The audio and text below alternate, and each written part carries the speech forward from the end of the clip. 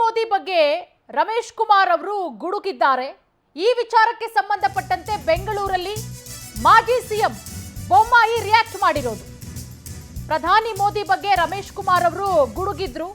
ಟೀಕಿಸುವ ಬರದಲ್ಲಿ ವಿವಾದವನ್ನ ಮೈ ಮೇಲೆ ಎಳ್ಕೊಂಡಿದ್ದಾರೆ. ಈಗ ಇದೇ ವಿಚಾರಕ್ಕೆ ಸಂಬಂಧಪಟ್ಟಂತೆ ಮಾಜಿ ಸಿಎಂ ಬೊಮ್ಮಾಯಿ ಅವರು ಪ್ರತಿಕ್ರಿಯೆ ಕೊಟ್ಟಿದ್ದಾರೆ.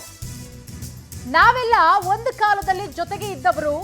ಮಾಜಿ ಸ್ಪೀಕರ್ ರಮೇಶ್ ಕುಮಾರ್ ಕಾಂಗ್ರೆಸ್ಗೆ ಹೇಳಿದ್ದಾರೆ, ಹೌದು, ಪ್ರಧಾನಿ ಮೋದಿ ಕಾಂಗ್ರೆಸ್ ಪಾಲಿಗೆ ಶನಿ, ಭ್ರಷ್ಟಾಚಾರಿಗಳಿಗೆ, ಭಯೋತ್ಪಾದಕರಿಗೆ ಶನಿಯಾಗಿ ಪ್ರಧಾನಮಂತ್ರಿ ನರೇಂದ್ರ ಮೋದಿ ಅವರು ಕಾಡ್ತಾರೆ.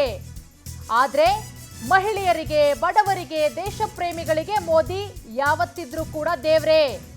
ಮೋದಿ ವರ ನೀಡೋ ದೇವ್ರು. ಮಾಜಿ ಸಿಎಂ ಬೊಮ್ಮಾಯಿ ಅವರು ಹೇಳಿಕೆ ಕೊಟ್ಟಿರೋದು.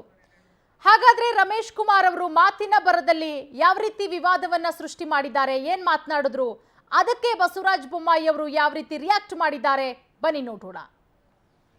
ಮೋದಿ ಸಾಹೇಬ್ರೆ, ದೇವರಲ್ಲಿ ನಂಬಿಕೆ ಇಟ್ಕೊಂಡು ಜೂನ್ 4ನೇ ತಾರೀಕು ಕಾಯ್ತಾ ಇದ್ದೀವಿ. ದೇಶಕ್ಕೆ ಹಿಡಿದ ಶನಿ ಬಿಡುಗಡೆ ಆಗ್ಲಿನಪ್ಪ ನಮ್ಮಪ್ಪ ಅಂತ.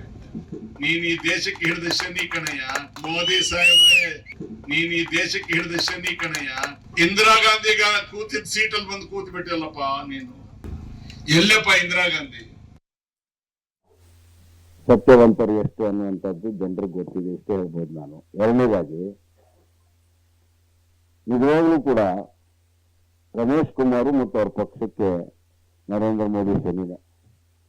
ಯಾರು ಭ್ರಷ್ಟಾಚಾರ ಮಾಡ್ತಾರೆ, ಯಾರು ದೇಶ ವಿರೋಧಿ ಚಟುವಟಿಕೆಯಲ್ಲಿ ತೊಡಗ್ತಾರೆ, ಯಾರು ಜನ ವಿರೋಧಿ ಕೆಲಸವನ್ನ ಮಾಡ್ತಾರೆ, ಅವ್ರು ಶನಿಯಾಗೆ ಕಾಣೋದು. ದೇಶಭಕ್ತರಿಗೆ, ದೇಶ ಸಲುವಾಗಿ ದುಡಿಯೋರಿಗೆ, ಯುವಕರಿಗೆ, ಹೆಣ್ಣು ಮಕ್ಕಳಿಗೆ ಅವರು ವರವನ್ನ ಕೊಡುವಂತ ದೇವರು. ಜನರಿಗೆ ವರ ಕೊಡ್ತಾ ಇದ್ದಾರೆ. ಅವ್ರಿಗೆ ಮತ್ತೆ ಖಂಡಿತ ರಮೇಶ್ ಕುಮಾರ್ ಅವರು ಎಲ್ಲ ಗೊತ್ತಿದ್ದು ಹೇಳಿದ್ದಾರೆ. ಅವರು ನಿಜವಾಗ್ಲೂ ಒಳಮರ್ಮ ಅವ್ರದ್ದೇನಂದ್ರೆ ಕಾಂಗ್ರೆಸ್ ಹೇಳಿದ್ದಾರೆ. ಯಾವಾಗಲೂ ಹಂಗೆ ತಿಳ್ಬೇಕು ರಿವರ್ಸ್.